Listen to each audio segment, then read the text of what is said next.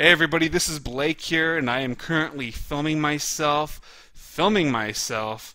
Yeah, this is weird, but I have this new camera and I'm just testing it out. I'm still trying to find out how I should upload it to the computer, so who knows when I'll actually be able to use it for critiquing the critics, but I'm just kind of showing it off. It's kind of beaten up and sucky, but it should be fun when I actually get it going. Anyway, I was currently just filming an episode of Critiquing the Critics, and it's not going too well. I have like 2 minutes of edited footage, and I've been working on it for like 3 days now. But I figure I'd go ahead and take a break and do a quick episode of Review Memoirs, and I'd talk about my last big Critiquing the Critics episode, the Cinema Snob movie. Now, just to clarify, because I'm going to have to point this out every time I do this, this is not my actual review of the Cinema Snob movie. If you would like to watch that video, and you should because I'm really proud of it, check the description and a link will be provided for you there. So I went ahead and watched the video, printed the script, and took a few notes down so I could at least keep my memory fresh.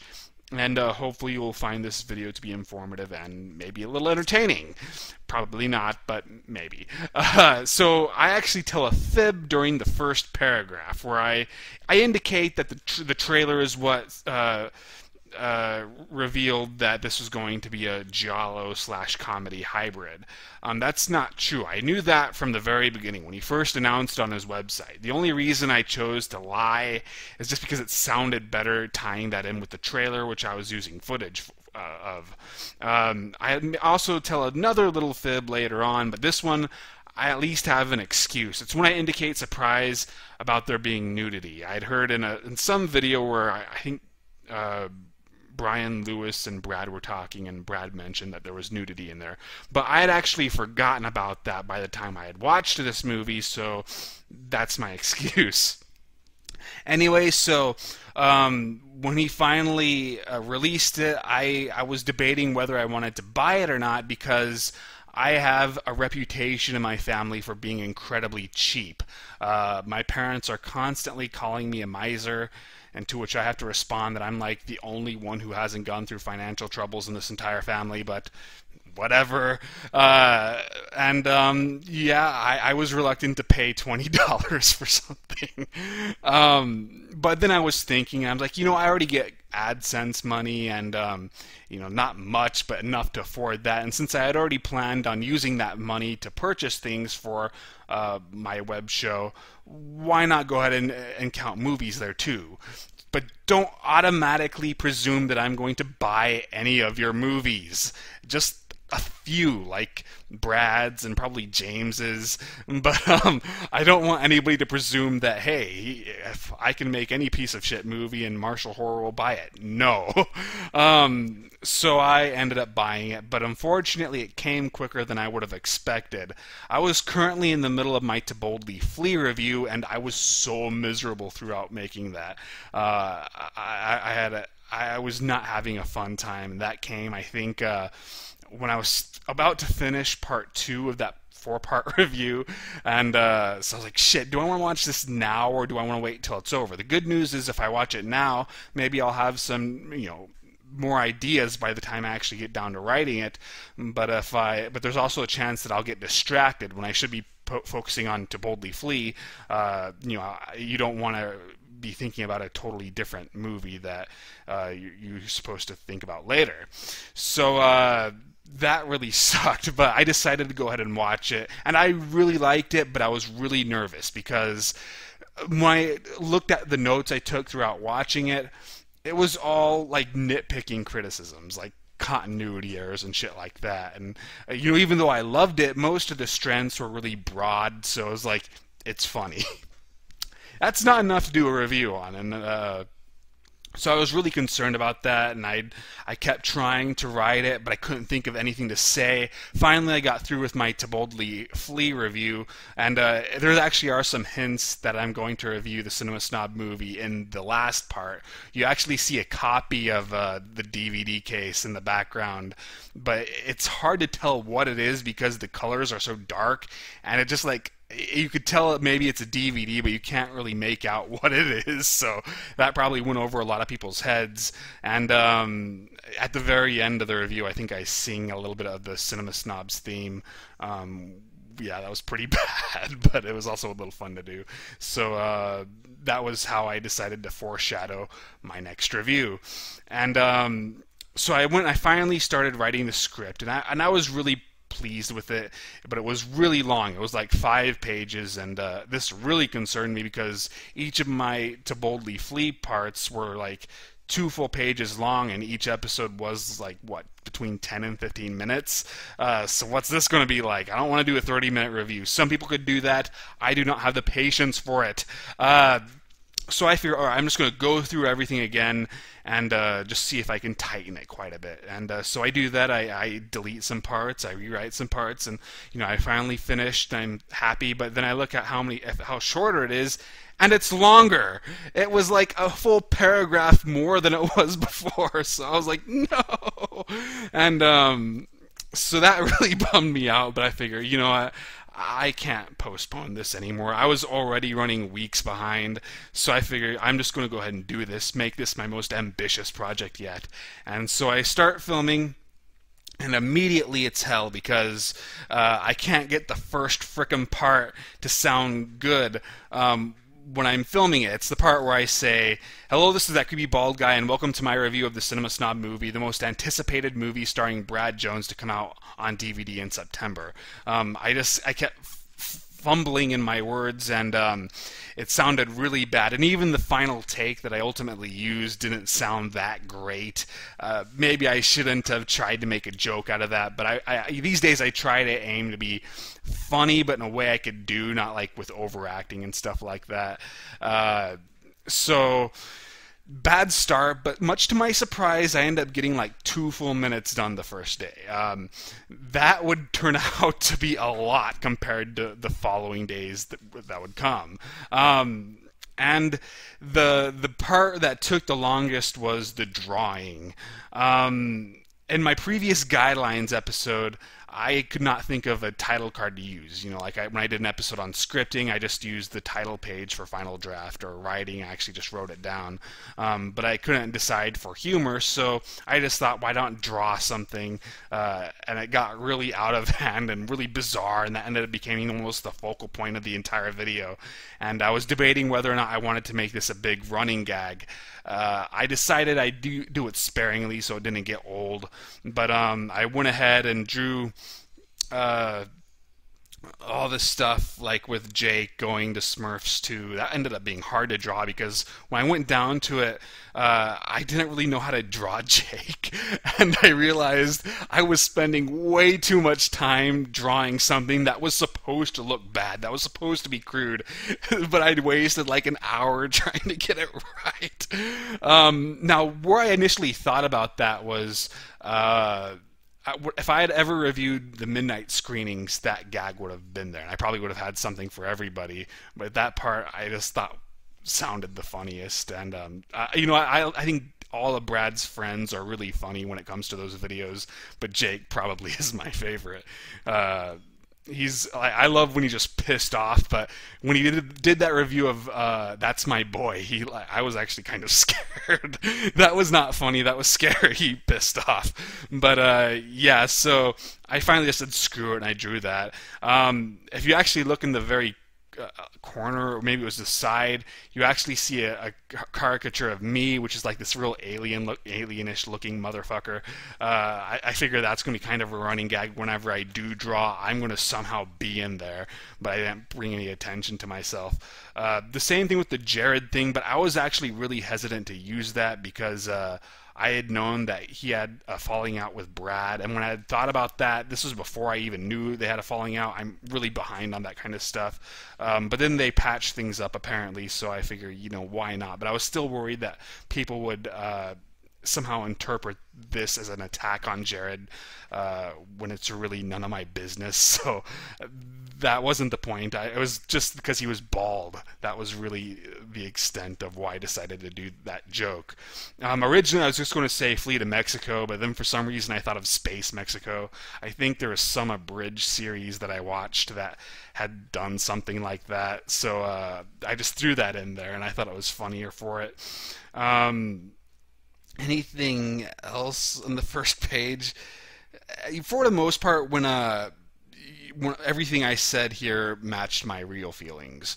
Oh yeah, later on I also have a drawing with James where I say, the movie better be good or else I have to reenact scenes with cannibal holocaust on you. That was actually taken from a discarded idea for my To Boldly Flee review where I talk about fans and reenacting scenes of cannibal holocaust with them, but I decided I didn't like how that joke was playing out, so I ended up doing a variation of that here. But if you actually look closely, you see a mistake. On the back of the page, you see a failed drawing, but it's really glaring. I didn't even realize how much it stood out, so whoops. Oh yeah, you may have wondered why I don't mention any of their last names. Quite frankly, I could not pronounce most of them. Like for the first one I realized they'd screwed up was with Ryan. Originally I had his full name in there, and everybody's full names, but I could never figure out how I was supposed to pronounce it. I would have just presumed like Michelle or something like that. But when I was watching the commentary, he kept referring to it as Michelle Lee. I can't even remember it anymore, but my hearing is so bad that I can't pick up on certain sounds. Like one of the problems I'm having with my review of Yezu Otaku is I'm not entirely sure if I'm pronouncing her name right, because I would have presumed Jesu Otaku, which is what the Nostalgia Critic I think referred to her as, but she and everybody else tends to make it sound more like an H or a Y. So fuck, I've spent a lot of time just listening to that shit over and over again. I didn't even watch the whole commentary at the time. I just wanted to see the first part so I'd know how you pronounce his name, but couldn't really do it. Then when I went to like Jillian's last name, I'm like, okay, I'm not even going to try this. I'm just going to refer to them by their first names. I use the term artsploitation. It's when I believe certain movies, they obscure their narrative by just throwing in random imagery and stuff like that in order to fool people into thinking that the movies are much more intelligent than they really are.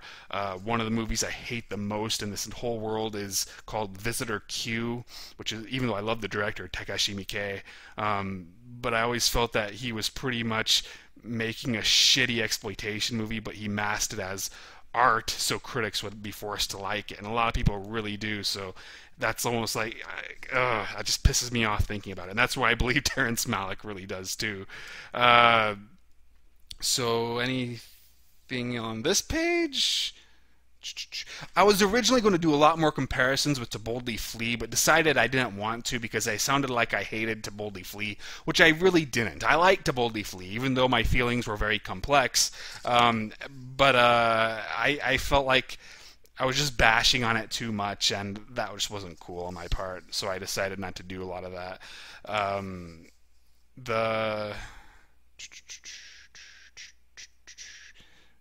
I mispronounce. I call Gialli Giallos for some reason, and what's annoying is I kind of knew that, but because I don't use it in enough sentences myself, I don't know, I just completely went over my head, and I was really embarrassed when I realized I'd made that mistake, which was after I think I was done with at least that section by far, and with my editing software, it's really difficult to go back and fix old stuff. In fact, even though I'm really proud of this video, I really suck at segues, so I often had to go back and edit some in, like during the first part, I think it was when I first mentioned Jake being there. Originally, I just there was no segue, so it sounded really awkward, so I had to go fix that. But that is definitely the weakest part of my videos. The direction was really difficult to explain because it sounded really negative, but that wasn't true either. I actually did like how it was directed, but I had to really think about how to articulate what I liked about it and just the more neutral aspects. One thing I was really proud of myself is I mentioned how the lighting becomes more moody and dark as the film progresses. Well, I ended up watching the commentary, the full one with the director Ryan and Brad later on, and he pretty much said that was the point. So I thought that was kind of cool that I actually caught on to that. But yeah, I've watched all the commentaries by now. So, but when I had done this video, I had no time to do something like that. There was one part I ended up cutting out, but I'm not really sure why. I say every once in a while the light is seeing this bluish color that's just weird looking. Sometimes it works, other times it doesn't. That actually no, I do know why. It seemed really weird when I watched it on the television, but when I saw it on the computer, it didn't really stand out as distracting. It looked really cool when I watched it on the computer. I don't know why that was, but since I didn't think it was that bad when I watched it again on my computer, I just figured I'm not going to even bring it up. The part where I say I thought it was Lord Cat, that was a reference to Boldly Flee, where James has a cameo and the critic wonders if it's Lord Cat, where he says it could have been Lord Cat. That, I don't know why I threw that in there, I just did. The worst part, actually, in terms of my delivery, was when I mentioned Irving showing up. And I ended up changing. Originally, I just said Jack is whacker, but I changed it to something. I think it was like Pump his douchebag. That just sounded really awkward. Then I think I kind of redeemed it a little bit when I say Ryan's delivery is pretty stiff. Originally, I didn't follow through with that, but then I said maybe Irving should have stroked it. That I just kind of threw in there, so I was happy about that. The hardest part to film was when I say the best performance from a person named Jake to appear in a Cinema Snob movie being reviewed by Marshall Horror goes to Sarah. I just kept fucking that line up. I probably spent an hour just on that. But I liked the joke enough that I really wanted to keep it in there.